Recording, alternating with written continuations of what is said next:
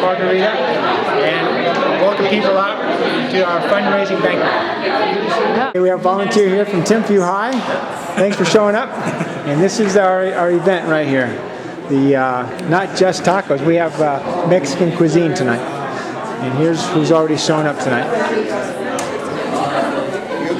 Why did you sit with the Rascones over here? Guest speaker.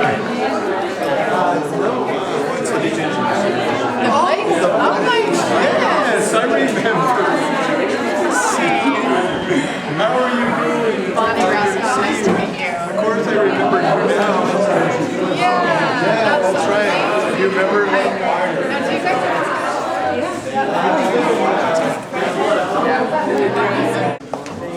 This is the best that you can possibly have. So enjoy your meal. If you're happy with the meal, you'll probably be happy with the presentation. Again, a round of applause for the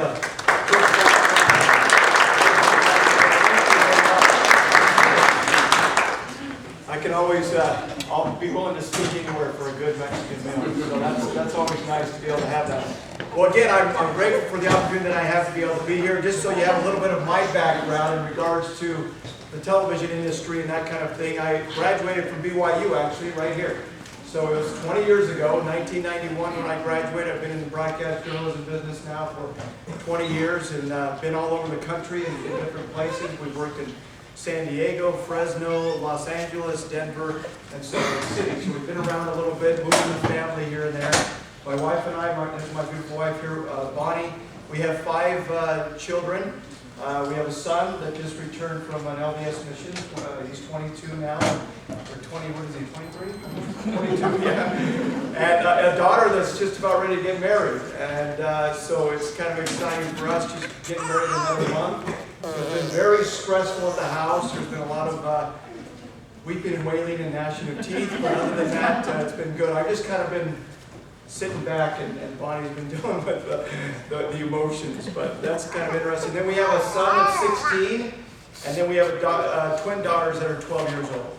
And so we stay very busy, and especially with me, as he mentioned, as an LDS bishop, it's been a great opportunity for me. We have a big ward, and there's a lot of issues, and one of the families that I was just going to be talking a little bit about tonight, in fact, are the Jamesons in that regard. But I hope I can just share with you a few things when it comes to what we can do with our lives as far as service and leadership and helping out others. Because I think sometimes we look at our own lives and we really think, what can we do? I mean, what can we really do? Because I'm just one. I'm only one. And really not one person can do a whole lot. And I guess some of the stories I want to share with you is that one person can do a whole lot. And there's things that happen in people's lives sometimes that put them in circumstances that require them almost to be able to kind of get out of their shell or whatever it may be. And they start making a difference in this world, and it kind of snowballs a little bit. Now again, I just barely met Neil also a short time ago. I haven't known him for very long in regards to, he came over because, like he said, he was friends with the Jamesons that live in my ward there. But I looked at the video that they're doing here, and I've had a chance to be able to talk to them a little bit about that. And what a neat thing. I think it goes to show you, the difference that they're trying to make in individual lives. You know, Mexico City, my parents were just called on an LDS mission to Mexico City, Mexico. And they're down there right now, and I mean, I've never been there, but they say it is just crazy, the number of people, right? I guess, how many people are in Mexico City? I mean, Over 20 million, 23, 25. 23 million people. There are 3 million people here in the whole state of Utah. I mean, so basically you're looking at a place there that's, 10 Utahs, practically down in one city. So you think about this organization and what they're doing, you think, well, what difference are they really going to make? You got 20 million, 23 million people down there. What difference is it really going to make if you help out 1, 2, 3, 4, a dozen, 20 or more kids? But it starts somewhere. And I guess that's what the stories that I want to talk to you a little bit about. I guess, when it comes to service or it comes to helping out other people, I think I came from a family that I was taught well. I had great parents, especially my father in regards to just always noticing people that were kind of in need and helping out. I come from a rather big family where there's 9 kids, 5 sisters, 4 boys, and I'm the 3rd oldest in there. And I'll never forget, as a kid, we grew up in Denver, Colorado, just outside of Denver. And I remember we used to go to this park all the time as a family. It was a great park. And we'd go and bring our picnic, and my mom would always cook up some great fried chicken, and I love that and everything. Of course, she made some mean Mexican food too, but it was nice when we had a little bit of a change from the beans. I used to complain all the time because all we ate were beans and rice. And I said, Armin, can't we eat something different now? All I want is beans and rice. So it's kind of, see kids, so you enjoy it right now. You know, so. But I remember being at a park, and I remember there was this guy that just kind of looked kind of by himself, and I remember my dad going up and talking to this guy. And before I knew it, he was sitting at our table and he was eating our food. And I was kind of like, what's going on? Why is... And I realized here was a guy that was at the park. He had no food, he was hungry, didn't have anywhere to go, and my dad just kind of brought him in. And I guess it was examples like that quickly made me realize that, you know what? There's more to life than just worrying about myself. There's more to life than just thinking about myself in that regard. You know, sometimes, you know, at Channel 2 News, I mean, it's a big newsroom. We got a lot of people. Obviously, not everybody's a member of the LDS faith. Some of you may not be a member of the LDS faith. And I don't want to turn this into, you know, a church talk here or anything like that. But what I'm saying is that a lot of times people at the station, they know I'm a bishop. And they know that they don't understand really what a bishop does and everything like that. And the question I always get asked is, well, first of all, they ask, well, how many people do you have in your congregation? And I say, well, about 410, 420 people in the congregation that I oversee. And they're like, how do you do that? You know, how do you juggle your job, which is full-time, and you're traveling a lot, and you're on the air, and you're here and there, and then also your family, 5 kids and everything, and then also the bishop work. How do you do that? How do you manage to be able to do? And I guess the answer that I don't know. To be honest with you, I don't know how I do it. Any of you who have ever been in leadership positions, but you realize when you begin to help other people, and when you begin to be able to lift other people and change other people's lives, an amazing thing happens. Suddenly, you yourself are energized. You yourself have more time to be able to get done what needs to be done. I don't know how it works. I don't know how I'm able to do what I do. But I know that when I'm faithful and I do those things and I serve other people, my life somehow, I find the time and it works out. You know, last night I emceed a big event at the Little America, and it was a Utah Minority Bar Association. They've been in operation for about 20 years now. And I just wanted to focus on one of the individuals there that I thought shows you that one person can make a difference in this life. A little Japanese man, 80 years old, Judge Raymond Uno is what his name is, a former judge. At just 12 years old is when World War II hit. Of course, you all remember Pearl Harbor and all that. And what happened to all the Japanese people here in Utah when that happened? Well, they were taken and they were put in concentration camps. And so he spent 3 years with his family in a concentration camp. So basically, they almost, in many ways, they gathered up all the Japanese people because they didn't really know, whether or not what to do with them, really. And so here he was in a concentration camp as a dishwasher. He worked as a dishwasher at 14 years old. And his father ended up dying in camp when he was 12 years old. And to hear his story of what happened in his life is pretty amazing, because when he was 17, he signed up to serve in the military. So the very military that took him and almost imprisoned him, he turns around and says, you know what? I'm not going to sit here and be upset about everything. I'm going to go and serve this country that I still believe in America. I love America. This is where I am. So he goes and serves in the military and has all these honors. And then he comes back and gets into law school. And then he starts becoming a lawyer and a judge and starts making a difference with the very Constitution that he was fighting to preserve and those kind of things. But what was interesting is 20 years ago, he thought, you know what? There's a lot of kids out there that are underprivileged that don't have an opportunity to be able to get into law and get into be able to make a difference in these areas. And so why don't we organize something here, this association, to help give scholarships to these kids that come from, minority homes, and be able to help them to be able to, because many of them came from broken homes and other things like that, to where he thought it would be a great idea to be able to get them scholarships.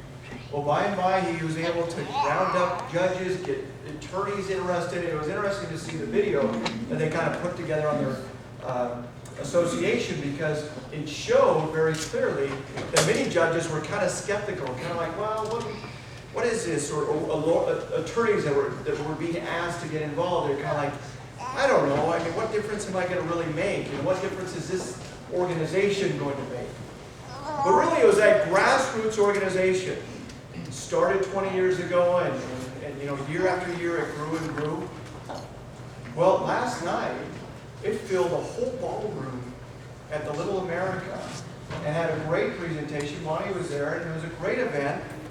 And guess how much they gave out in scholarship? $33,000 they gave out in scholarships to young men and young women who are wanting to go into and become attorneys and lawyers. Now you may say, why waste your money on lawyers? That's not a good thing, but no. This was a great opportunity for them to be able to have some great opportunities to be able to get into law, which they would not have been able to have, some scholarships they were not able to have. Another example is the very Jamesons, what Neil talked about there. The Jameson family, Chris and Howell Jameson, they live right across the street. It was many years ago when they decided to move into the house right next door to us. We heard about this family that had adopted 35 special needs kids, and they were moving in right across the street. And you could only imagine what the neighborhood was going through. Everybody was freaking out, going, oh no. What's going to happen here? We're going to be constantly being bothered. We're going to be constantly being asked to do this, and they're going to need help with this and that and everything like that. Well, they move in, and an amazing thing happens. This family, the way that they operated and the way that they structured themselves just amazed us all. They had 17 kids living at home when they moved in. And some of them, all the special needs kids are at different levels. So you have some that are in wheelchairs that are just pretty much, they can't talk, they can't do that. And then others that are, pretty functional. I mean, they can pretty much do a lot of things on their own. So what they do there is basically they look at the individuals, okay, and they kind of say, okay, you're in charge. They'll take one girl and they'll say, okay, you're in charge of these two girls here, these sisters. And then they'll take another kid. Okay, Zach, you're in charge of these boys.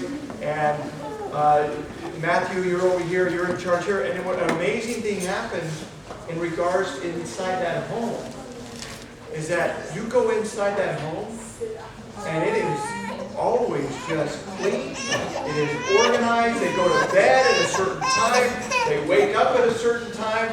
If you go in there at night, you see all the bowls lined up. There's like 17 bowls and all the cereal marked, and it's run. It's just amazing what they're able to do and how they're able to do it. And instead of them being a burden on the neighborhood, wow, they're a blessing to our neighborhood. I mean, it was amazing to be able to see, because if any of you have ever been around special needs kids and really gotten to know them and really gotten to be able to dive into their lives, you'll quickly realize that they bless your life because of who they are and what they're able to accomplish with the limited amount of abilities that they have. Now, they've lost several children because of their abilities. But you look at these kids and you realize, wow, here's one woman making a difference well, one woman and one man in regards to he passed away a short time ago. And that was really tragic because she was left kind of on her own, but with help, she's been able to manage the children. But here's one woman making a difference in people's lives. Even though it may not be huge, we're not talking about thousands of kids. We're talking about 35 kids. The amazing thing for me as a bishop was when I conducted that funeral, to see all these kids come back and to see them gather around and to see their lives and where they're at in their lives because of two people who decided to make a difference. The little 80-year-old Japanese guy decided, you know what? Yeah, I have a lot of hours on my schedule. I'm a judge, I'm an attorney, but I can help out. Last night, he ended up helping out dozens of kids, young men and young women, with thousands of dollars in scholarships that started with just one man. In February 12th of 2000, date on that.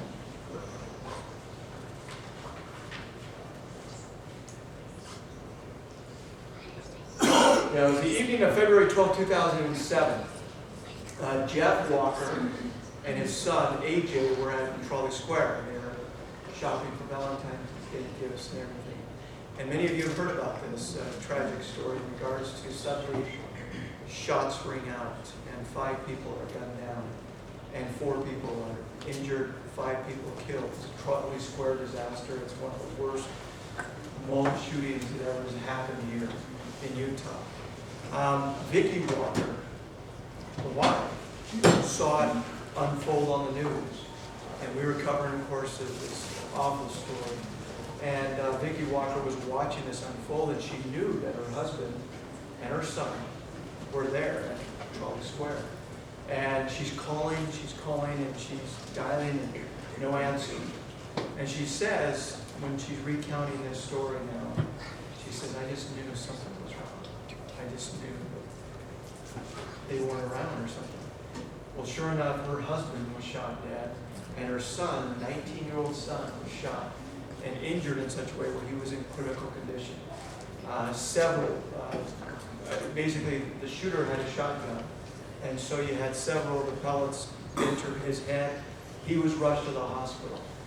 I got to know Vicki Walker pretty closely because I did several stories with her, and I did several stories and interviews on the situation.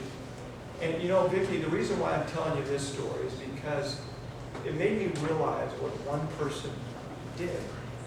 What one person did to make a difference. Vicki Walker lost a husband, and she nearly lost her 19-year-old son. Her 19-year-old son is back, and he's pretty much, you look at him, you'd never know that anything happened.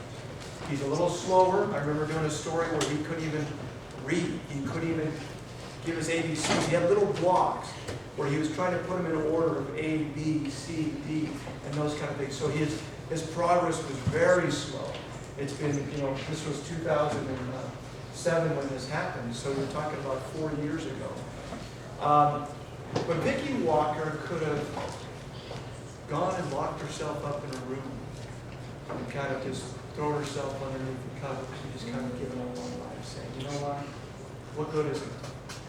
What, you know, I lost my husband, I nearly lost my son, I had to spend months and years working with my son. And then eventually also she even lost her home because of the situation that was involved with you know, the finances and the cost of everything. She didn't have a husband anymore at work. I mean, she had some really difficult and trying times.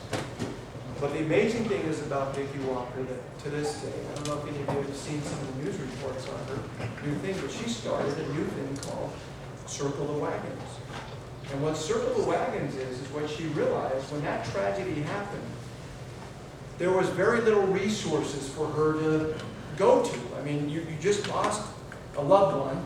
You've got another person in the hospital. What do you do? Who do you call? What resources are available? She had no idea that there were organizations actually that would help people or wives that lost husbands in shootings or something like that, that had like scholarship type things or grants or those kind of things. She had no idea that there was other things available like that.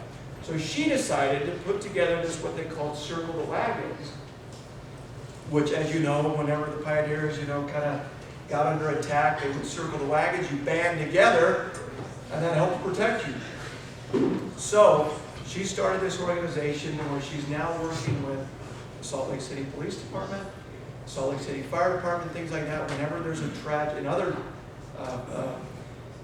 police and fire departments, agencies. So whenever there's a disaster or some kind of thing that happens where someone loses someone or something like that, there's a little kind of a, it's almost like a really nice little can that is given to that individual that has different items in there and resources on who to call and where to go and all those things.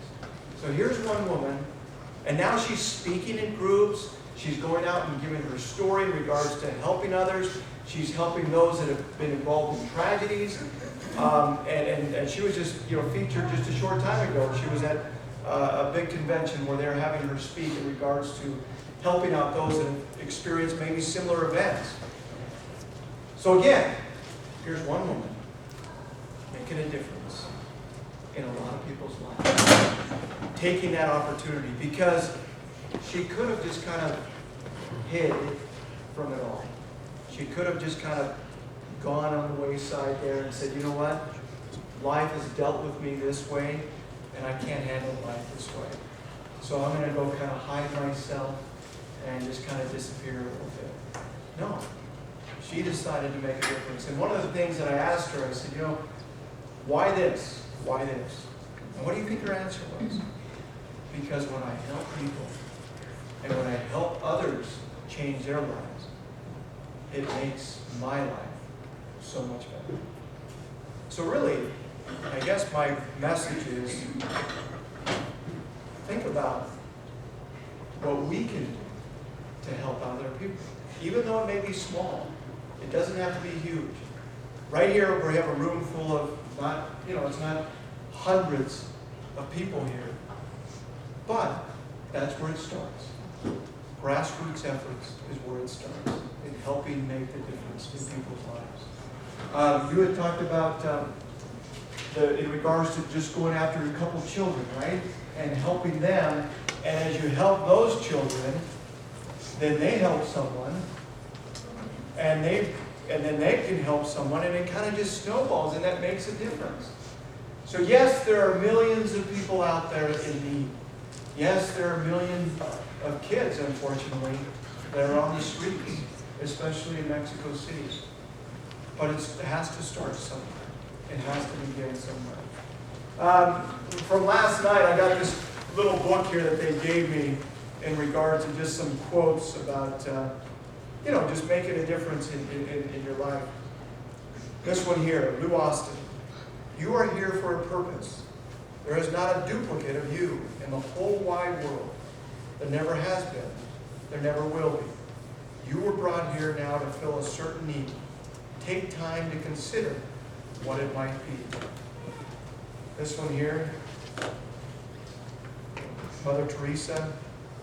If we have not peace, it is because we have forgotten that we belong to each other. Let me just conclude my remarks by just saying, I think for anyone who serves, whether it be an LDS mission or you serve in the Peace Corps or you talk to anybody who's done something, or they've gone to another country, or they've even done something here, they've gone to the inner city, or they've built something, or they've done something to change somebody's life, they always say, it was one of the greatest experiences of my life. And I guarantee you it wasn't easy. It wasn't great because it was easy. It wasn't great because it was fun necessarily. It wasn't great because it was, you're partying and dancing and singing and all that other stuff. It was great because you were helping somebody else. And there is a great peace that comes into our lives when we help other people. My job as a journalist, sometimes we get a bad rap, and rightfully so. Sometimes we considered vultures and we go after the doom and gloom. And you watch the nightly news and a lot of it is doom and gloom, unfortunately. And you're right. But you know, as a journalist still, I look at my job and I think, you know, I can still try to help other people and change people's lives by being able to get to know them, and being able to meet them, and being able to tell their story. And hopefully a story like Vicki Walker's can inspire someone else. And that person could be inspired by somebody else. Hopefully a story like Judge Raymond Uno can inspire somebody else of what he did. I did a story on the Jameson once, just to kind of show what these folks have done. Hopefully a story like that can inspire and change someone else to help out other people. Thank you again for letting me have the opportunity to come and speak here. I appreciate being with each one of you. And I just want to close my remarks by saying the greatest joy that I have and the greatest satisfaction I have is when I'm able to help someone. And that's, I think, what makes all the difference in the world. Thank you very much.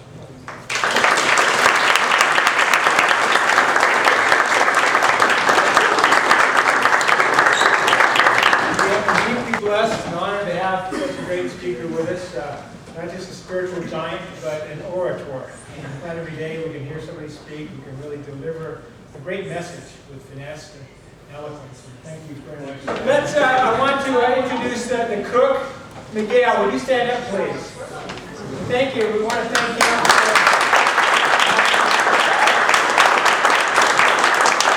He started cooking last night. I think he spent most of the day. The young ladies and gentlemen are from Timpview High School and helping their host tonight. I want to give them a hand. Give them a hand. I won't take much time to get into our experiences because we could be here for hours. Margaret and I telling you what we have experienced, especially with some of the great leaders that we have met down here. But going back to Bishop Rascone, in his business, he meets the most interesting people in the world every day. And he hears the most amazing stories. I think that's what makes his career so exciting. In my case, I don't meet so many interesting people every day, but I know that when I go down, when I'm with Margarita, we go to Mexico or Colombia, we visit these shelters, we meet the most amazing people. And when you get to talk to these kids and these leaders, you hear the most amazing stories. That's why we invite you to know more about what we do and get involved. So instead of spending too much time on describing the leaders and things, we mainly want to bring it down to the kids. Because kids are the future. They're the ones who will be the next generation's leaders. And if we can inspire them and enable them to become really truly effective leaders, the amount of good that they can do is unimaginable. And as Bishop Rascone was saying, if one kid helps several kids, and those kids go on helping many others, it becomes exponential. So that's what we have learned. One of the great things we've learned from our humanitarian work in Mexico is that these shelters, they're effective because they're producing leaders. They're producing kids who don't want to just be taken care of. They don't want to just be fed or clothed. They want to escape the street. They want a better life. And in doing so, they want to help others. They want to bring others of their friends, brothers and sisters, their peers with them. And so, even though they have been doing this sort of practice for years and years, it didn't really have a name until I got to examine it and look into it. And I thought, well, you know, these leaders, what are they? They're beacons. They're beacons of light, of love, of hope. And so I thought, if they're beacons, then who are they attracting? They're attracting the other ones who aren't quite so bright. Okay? A kid on the street, a kid who has no family, has no hopes in life. But he has a spirit. He has a life. And he has a human dignity. Maybe not as pronounced as the leader, as the advocate, but he has a life. So I see these kids as candles flickering in the wind. They need help. They need protection, and they need food in order to grow. But when they're given the chance to grow, what happens with a match, with a flame? Can you measure how large a fire can get? You can't. it's impossible to measure. So what they need is the opportunity to expand.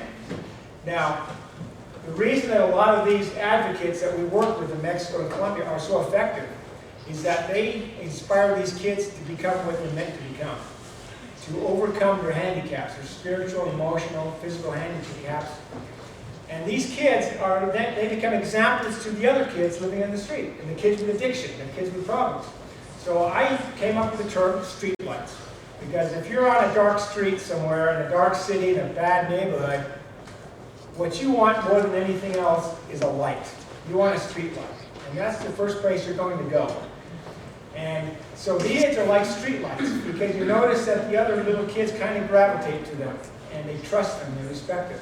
See, we're talking about kids who have been victimized. When you're victimized, what happens?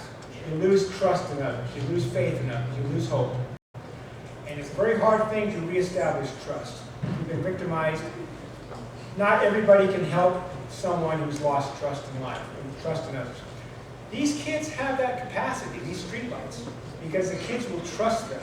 They know that they have overcome these challenges. They know that what they have achieved is also possible for them. So that's inspiring for us. So we created a program called the Street Lights Program. And we won't go into details about that right at this point, but I will say that when we were in Mexico in September, in Mexico City, we visited the Rebirth Foundation. We interviewed some kids, and there are a lot of extraordinary kids there, really exceptional. But there were three that stood out for us. One of them is named Jonathan. He's a musician. He's 17. He's going to high school. He's exciting. He wants to create a band called Music to Escape Drugs, I think is the name of it. He wants to overcome drugs with music. He wants to get kids involved with music and learning instruments and things for a positive purpose. Okay, great young man.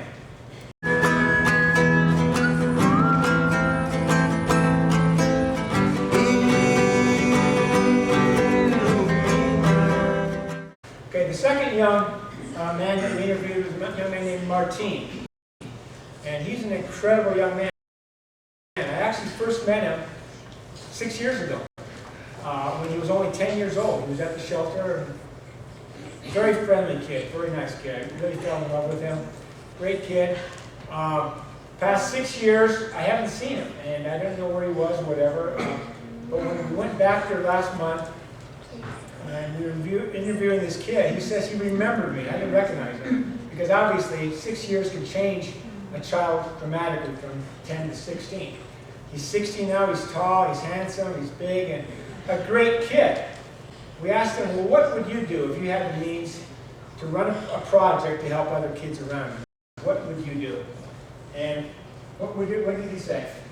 So I want them to become more clean. Sanitary, hygiene, sanitation, cleanliness is very important to him. You see him, you never think he was a street kid. He dresses well, he cares for himself, his room is immaculate. So he wants to give other kids the opportunity of learning what it means to be clean, taking care of self-respect. Wow. Self-respect. So he's creating a program that will develop self-respect for these kids. Buscarles así como que no esa fuerza, sino que para que tú vivas bien, porque a todos nos gustaría que entraras al baño y que esté limpio, ¿no? Yo he entrado al baño, Y ¿eh? entonces, We also wanted to include a young woman. We don't want to make this exclusively for men, because a lot of women suffer too, girls. So they're especially victimized and exploited in many horrible ways. And there are girls at the shelter. One of them is named Christina. Beautiful young lady, very mature for her age. She grew up in very hard circumstances. So many siblings, her mother, manic depressive, unable to function. And so she was basically the mother of the family, taking care of her siblings. And she had to come to the shelter because there was just too much abuse in the home and things. But she's so mature. And we asked her, well, what would you do if you could help the kids at the shelter, the younger kids? She said, I want to be a teacher. And one of the things I learned growing up was that when I came home from school, there was no one to help me with my homework. I had to do it all myself. I thought it'd be so wonderful if someone could help me with my homework. She wants to give back to others. She wants to help other younger kids learn to love homework. Now the thing about Mexico, Mexicans don't generally like to read. You don't see a lot of readers there. They don't care much for books and learning. Maybe there's exceptions here. We have Latinos in action here. I want to give you for coming here. But these are kids who don't have parental support. You know, they're left on their own.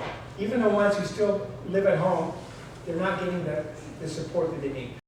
She wants to create a program where these kids can come to her. She can teach them their homework, inspire them, provide a way for them to learn how to read and to learn and to get out of their situation. Okay, well that's the possibilities that are this section, and actually hear these kids telling about their lives and what their dreams are. These are their dreams, real dreams. We want to make it possible.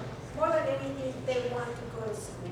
They want to get an education. All Education. feelings, I want to be somebody. I want to have an education. I want to be able to help others. Yeah. More than anything, they want to go to school. And they recognize the value of education. It's essential because they will never leave the streets without education. And so here's an opportunity to help kids to help themselves. Please bear with me. I will show part of a video that I made last year that kind of shows the relationship between leaders and the kids who follow these leaders. So for those who wish to remain for the next 20 minutes or so, 15, 20 minutes, I will show part of a video, a movie I made last year. It's called Beacons of Hope. So it talks about the leaders that we work with in Mexico and Colombia, and the kids that have been most inspirational to us. One young man in particular, you see him in the movie, his name is Michelangelo Carrillo. Incredible young man. Let me just tell you a little bit about him before you watch the movie. This is a man who, as a boy, he ran away from home at 6 years old because his mother just beat him for any reason with an electric cord. Just beat him for any reason.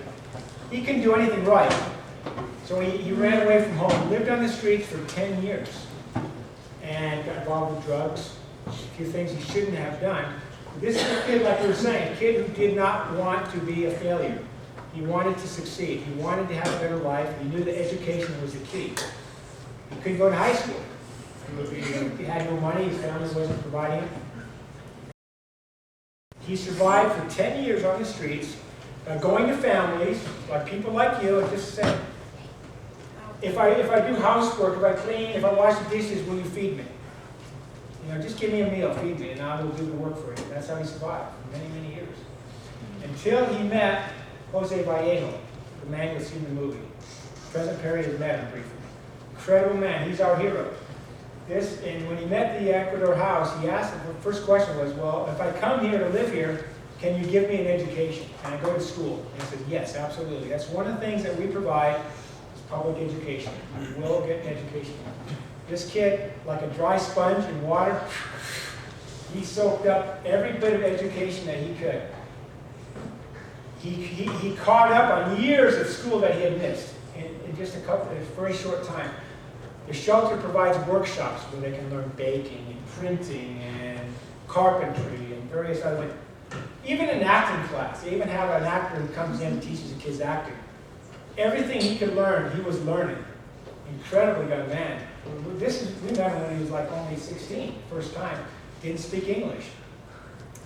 But he wanted to change. Well, between the first year that we met him, as a 16-year-old, and the second year that we came back, when he was 17, he had been to Europe, in Germany for 1 year on a scholarship. Why? Because after we met him, shortly after we met him, he entered a fencing contest. He had met somebody, a German tourist, fencing coach. He says, can you teach me how to fence? I said, sure, why not? Took up fencing, entered a national fencing contest, won first place.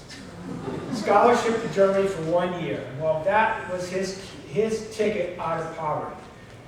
He lived and so we didn't see him, well, we saw him the year after. He'd come back from Germany, he's speaking German, he's excited, and he's eager to go on with life. And then after that, we didn't see him for 5 years. We didn't know what happened. We thought he was living in Europe, didn't know much about him. Last year when we went down there, we show up at the shelter, we turn in, and there he is, standing next to the shelter, overwhelmed. We didn't expect to see him, he didn't expect to see us, but we got to hear his story the last 5 years, and what an incredible story, how he lived in Germany, lived in Ireland for 2 years, working in Ireland. Now he speaks good English. My new movie I'm making, he actually tells what he's been doing the last several years. It's amazing. He met a French woman, fell in love, and now he's married. He was engaged then, he's married a French woman, he's living in France, speaks 4 languages, incredible. 5 languages, and he actually never even finished high school. Now, see, but with a little bit of education, he took advantage of it. He went as far as he can, and he's still growing. This kid will be a millionaire years before I am. He will. He'll succeed. He stands in his way. That's one of the things he said when we first met him, 16 years old. We interviewed him. He says, you know I have traveled the stony path. I know I've made mistakes, and I'm tired of making these mistakes. Now that I have given up drugs, I don't want rocks to be in my way again. I don't want to be climbing over rocks. I want to be on a straight path. And that's what he's doing. Last year when we met him, we asked him, well, why did you come back to Mexico? Why? I mean, you're free. You escaped the streets. Why are you here? Well, he came back to renew his visa. But he didn't have to go to the Rebirth Foundation. He can stay in a nice hotel, whatever. Why are you here? He says, because these are my brothers and sisters. This is my family. See, he's giving back. He's a streetlight. So he's our example, the model that we use as a streetlight. Someone who will succeed and someone who will give back and teach others how to succeed. Okay, whatever. And he was looking for this house. I met him around Zócalo, in the city center. So he said, oh, listen, if you can help me, I am looking for a house called Fundación Renacimiento. And I was like, what? But I've lived there. You know, like, I've lived there, okay? I can bring you there without problem. Oh, seriously?